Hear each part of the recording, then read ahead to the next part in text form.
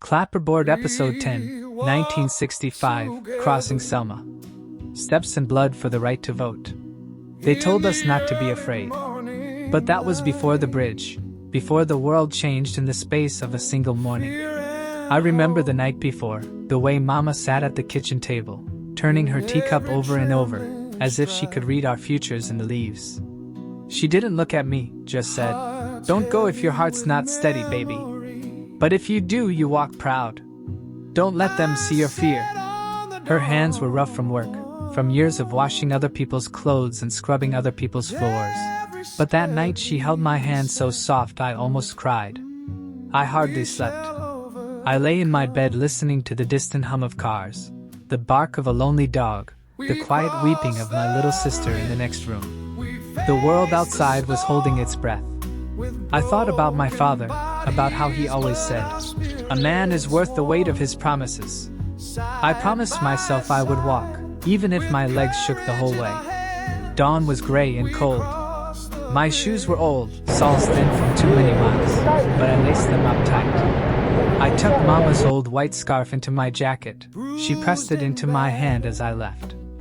"For luck. For God's eyes on you." On the corner, folks were gathering. Quiet at first, then louder as the sun rose. Faces I'd known my whole life, and others I'd only seen at church or in passing, all come together for something that felt too big to name. Reverend King's words rang in my ears. "If we are wrong, the Constitution of the United States is wrong." I wanted to believe him, to believe that the law could protect us, that the world could change if we only walked together. But my heart was small and frightened, hiding behind my ribs. We started walking. I walked beside my neighbor's boy, Will, barely 16 and stubborn as a mule. He grinned at me, teeth white in his dark face, and said, "Ain't nobody gonna turn me round." Behind us, voices lifted in song, soft at first, then swelling as more joined in. "Ain't gonna let nobody turn me round. Turn me round, turn me round." Each word was a heartbeat, each step a prayer. As we approached the Edmund Pettus Bridge, the air changed. I could taste iron and dust. The police were already waiting, helmets shining, batons in hand. For a moment, I wanted to turn back, to vanish into the crowd and pretend I'd never come. But Will squeezed my shoulder, and Sarah, the girl from choir, trembling but defiant, grabbed my hand. We walked. The bridge rose up in front of us, pale and enormous against the morning sky. I thought of all the feet that had crossed it before, white and black, free and chained, going toward hope or away from home. The boards creaked beneath us. The river below was silent and dark, holding its secrets. Halfway across, Sheriff Clark and his men formed a line. I heard someone behind me gasp. A baby started crying. A man's voice, steady, deep, called out, "You are ordered to disperse. This march is unlawful." No one moved. Time stretched out, one breath, then another. I could hear my own heartbeat, loud as thunder in my chest. The men raised their clubs. Someone screamed. Suddenly, the troopers surged forward, clubs swinging, gas canisters arcing through the air. I was knocked sideways, my hand torn from Sarah's. The world became chaos, shouts, cries, the sickening crack of wood on bone. Tears burned my eyes. I coughed and choked, blinded by the gas. I crawled, dragging myself to the edge of the bridge, hands bloodied on the rough planks. I saw Will curled up, arms over his head, his face streaked with tears. Sarah was gone. Somewhere, someone was praying, loud and desperate. I tried to stand. A boot struck my side, and pain flared through me. But I would not give them the satisfaction of seeing me crawl. I forced myself up, staggering, searching for anyone I knew. The march had become a stampede, people running, stumbling, reaching for the far side. When I finally made it off the bridge, I collapsed in the grass, retching. Blood stained my shirt. My chest burned with each breath. I looked around and saw broken bodies, torn banners, faces shining with sweat and grief. The world felt smaller, colder. I remembered Mama's scarf, still clutched in my fist. Somehow, I hadn't let go. We regrouped in silence, counting the wounded, searching for lost friends. Will limped over, face battered but eyes burning. He pressed a shaking hand to my shoulder. "They can't keep us off that bridge forever," he whispered. I nodded, even though my whole body ached with doubt. Night fell on Selma, thick and heavy. Mama washed my wounds with salt water, her lips pressed tight. She didn't ask if I regretted it. She just said, "There are days when pain makes you who you are." I lay awake long after she left, listening to the wind rattle the window. Somewhere across town, voices rose and sung again. Weak, but unbroken. I held the scarf to my cheek and let myself hope that someday, our footsteps would be enough to change the world. I woke up sore, every muscle in my body reminding me what had happened the day before. Sunlight crept through the window, soft and golden, and for a moment I could almost believe it was an ordinary morning. But my reflection in the cracked mirror told a different story. Purple bruises blossoming on my jaw, a swollen lip, the faint imprint of a boot on my ribs. Mama hovered at the doorway, silent, her eyes older than yesterday. She laid a bowl of oatmeal on my nightstand and turned away quickly, as if she was afraid she might cry if she lingered. Outside, the world felt raw and uncertain. Rumors swirled, names of friends who hadn't made it home, talk of more violence, of more police arriving from nearby towns. But the worst wound was the quiet. The streets of Selma, usually alive with chatter and music and laughter, were hushed. Shops kept their doors closed. White folks stared from their porches, some with faces tight with anger, others with an emptiness I'd never seen before. I limped to the church that afternoon, drawn by the sound of voices humming like low thunder. Inside, the air was heavy with sweat, fear, and something that felt a little like hope. Reverend King stood at the front, his voice steady even though his hands trembled slightly. He said, "We cannot let yesterday break us. We are still here. Our march is not over."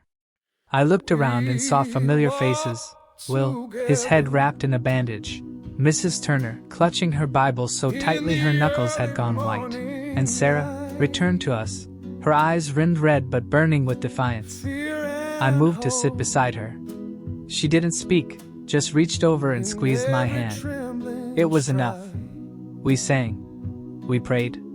And we remembered. We remembered the pain and the terror, yes, but also the moments we stood tall, arms locked, hearts pounding together.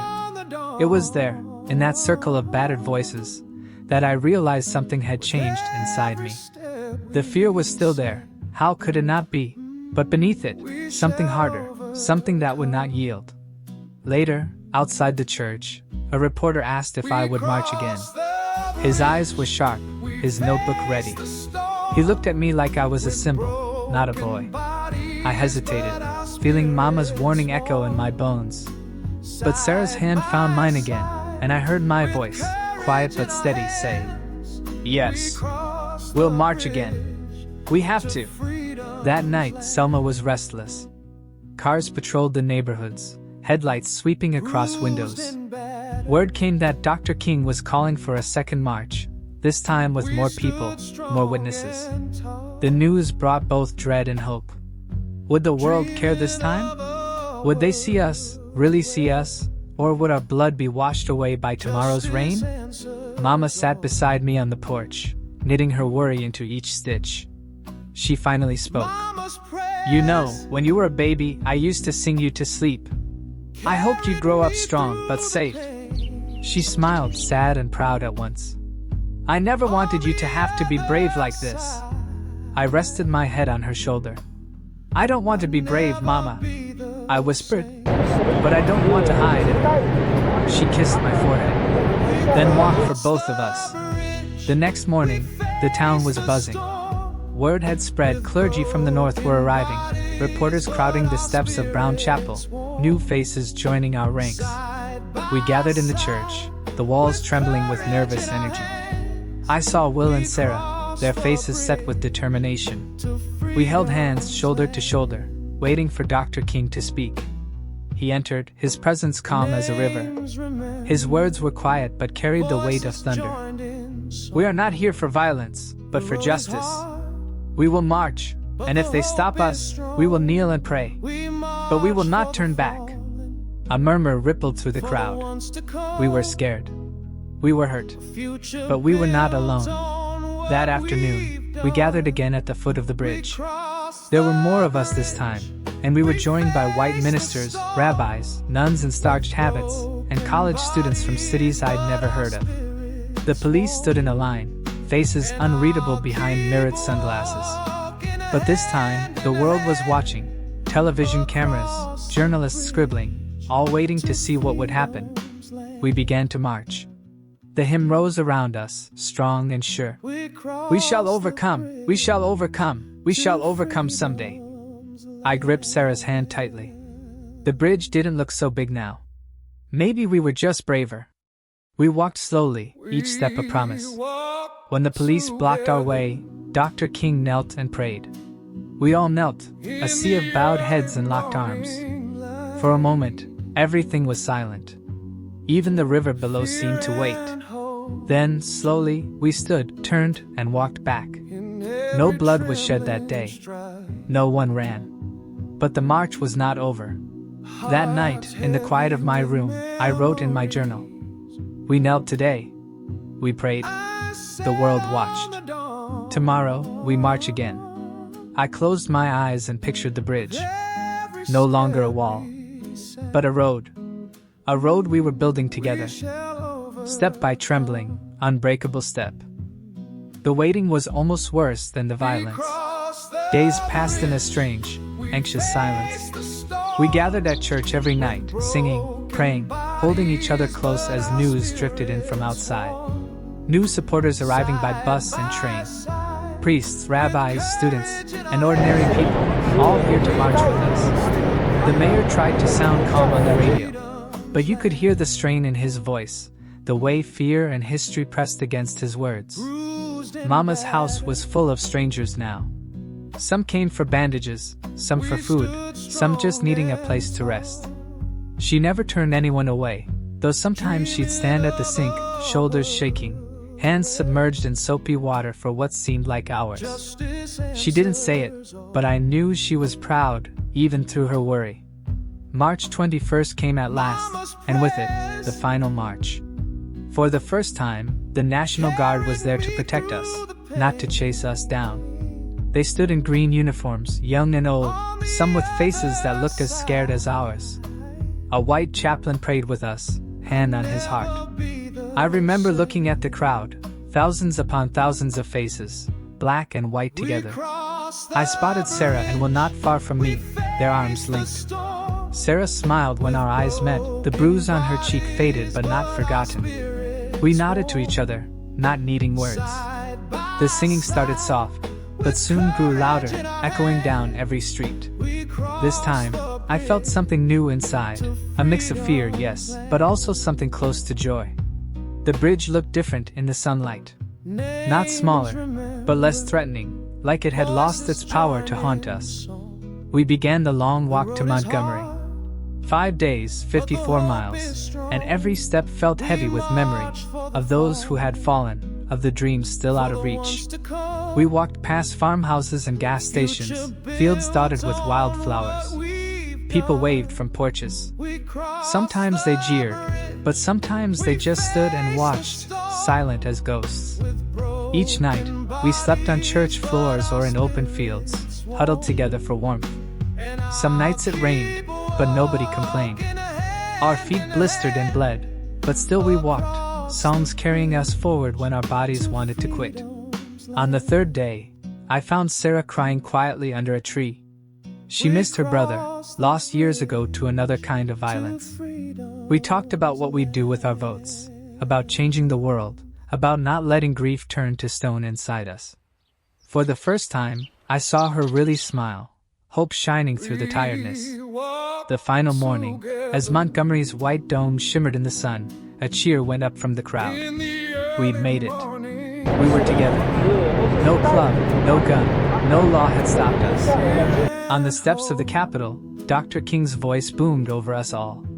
We are not wrong. We are not alone. How long? Not long, because the arc of the moral universe is long, but it bends toward justice. Tears streamed down my face. I wasn't alone anymore. not just in my fear, but in my hope.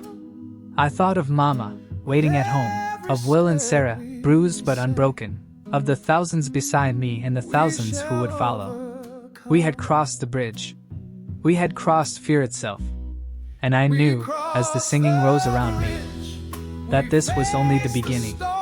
We marched not just for ourselves, but for every voice that had ever been silenced, for every right denied, for the day when no child would need to be brave just to be heard.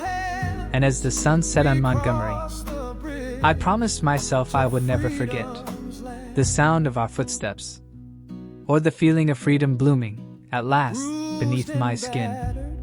It's strange what you remember after the shouting fades. The march was over. The cameras and crowds pulled away, buses rolling north, banners folded and tucked into battered bags. But the world did not change overnight, and neither did we. Selma was still small.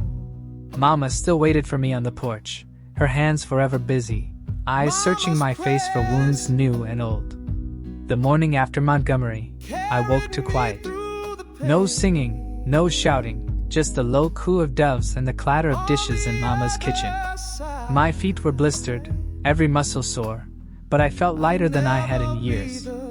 I wandered to the table, sat down, and for a long time, we just shared silence. Me and Mama, both tired, both changed. She poured me coffee, her hands steady. Finally, she asked, "Do you think it mattered?" I looked out the window, sunlight catching the dust. I thought of the bridge, of all the faces, hurt, hopeful, determined, of Dr. King's words still echoing in my chest. "I know it did, Mama," I said. "Maybe not for everyone, not yet. But it will." That afternoon, I walked the streets of Selma, alone this time. People nodded, some smiled. A few still turned away. But there was a difference, a slowness to their step, a question in their eyes, as if something old and heavy had shifted, just a little. At the corner store, the old clerk who never met my gaze before looked up and said, "Morning." Just that, one word. But it stuck with me. A door nudged open, a promise that maybe, one day, we'd meet as neighbors, not enemies. The weeks that followed were uneasy. Threats still came, phone calls in the night. Some folks lost their jobs for marching. Some left Selma, afraid the world would never catch up with their hope. But the church stayed full. We still sang, still prayed, still gathered around the radio to hear talk of new laws being written far away. I saw Sarah and Will nearly every day. We joked about our bruises, planned for school, for work, for voting. Yes, actually voting. Sometimes we just sat under the same old tree, letting the breeze wash over us, listening for a world that was still learning how to listen back. Then came the news. The Voting Rights Act was signed. A cheer went up all through town, not loud but deep, like something long buried finally reaching the surface. The first time I entered the courthouse, ballot in hand, I thought of everything that led to that moment. The bridge, the blood, the singing, the fear, the love. I signed my name with hands that had once trembled and handed in my ballot with a smile. When I stepped outside, the sky was huge and blue. Sarah and Will were waiting. We didn't say much. We didn't need to. We just looked at each other, three ordinary people carrying something extraordinary. That night, as Mama tucked away her scarf and the house grew quiet, I lay awake thinking about all we'd gained and all we'd lost. Not everyone who started the march made it home. Some names were carved into memory, never to be forgotten. But their courage lived on in every step, every prayer, every vote. Years later, I'd walk that bridge again. Older, slower, but with the same hope inside. I'd see new faces, young and proud, and I'd think, this is how the world changes. Not all at once, but one step, one song, one heart at a time. And as long as there are bridges to cross, and voices to be heard, I will keep marching. For Mama, for Sarah and Will, for all of us. Because freedom isn't the end of the road. It's the courage to keep walking. No matter how heavy the world becomes.